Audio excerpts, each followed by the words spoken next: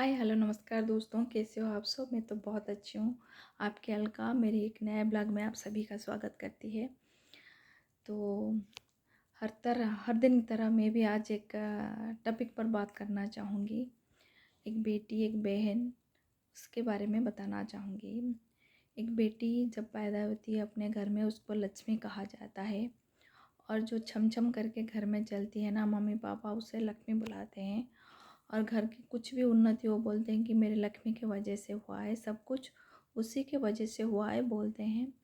जब उसकी शादी की उम्र हो जाती है तो उसको अपने मतलब ससुराल में अपने हिसाब से उसको शादी करके भेज दिया जाता है।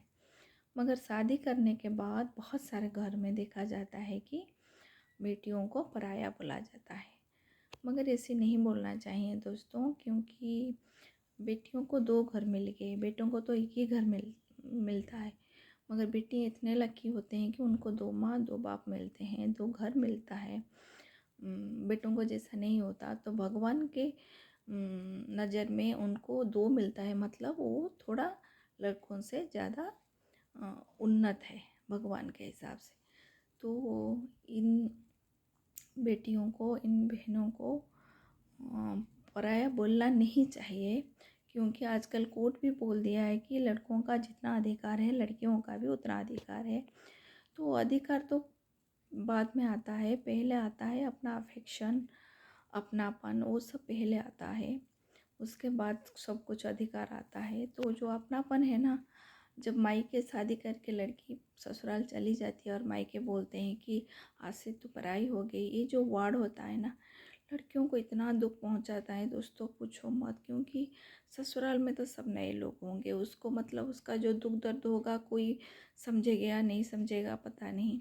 मगर जब माँ बाप ये बोल देते हैं ना, तो बहुत दुख लगता है लड़कियों को। क्योंकि मैं भी एक लड़की हूँ, तो इस वर्ड से कभी कभी बहुत दुख होता है। क्योंकि जिसको मम्मी पापा लक्ष्मी बोलते हैं, बाद में उसको शादी के बाद कैसे पराया हो जाता है। उसका ब्लड ग्रुप क्या बदल जाता है, उसका इंसानियत क्या बदल जाता है, उसका जो हाव भाव आपने दिया है वो क्या बदल जाता है? नहीं ना।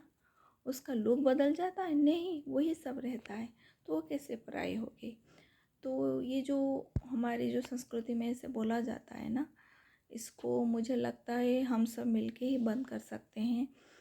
क्योंकि ये जो बोलना चाहिए कि बेटा तुम्हारा यहाँ पर एक घर है, वहाँ पर भी एक घर है, दो घर है, तुम जहाँ भी जा सकते हो, रह सकते हैं, इधर या उधर कहीं भी। मगर जब पराया बोला जाता है ना, तो लड़कियों को कुछ भी प्रॉब्लम हो ससुराल में ना, वो बताते मतलब बताने से झिझकताएंगी, मतलब डरते हैं मम्मी पापा से, क्यों बोले तो हम लोगों को पराया बोल दिए, ऐसा बोलना नहीं चाहिए। तो प्लीज़ प्लीज़ प्लीज़ ये जो मनोभाव है ना, उसको बदलना चाहिए। लड़कियों को लड़कों जैसे ही, मतलब लड़कों से ज़्यादा बोलना चाहिए, क्योंकि उनका दो परिवार मिल गया।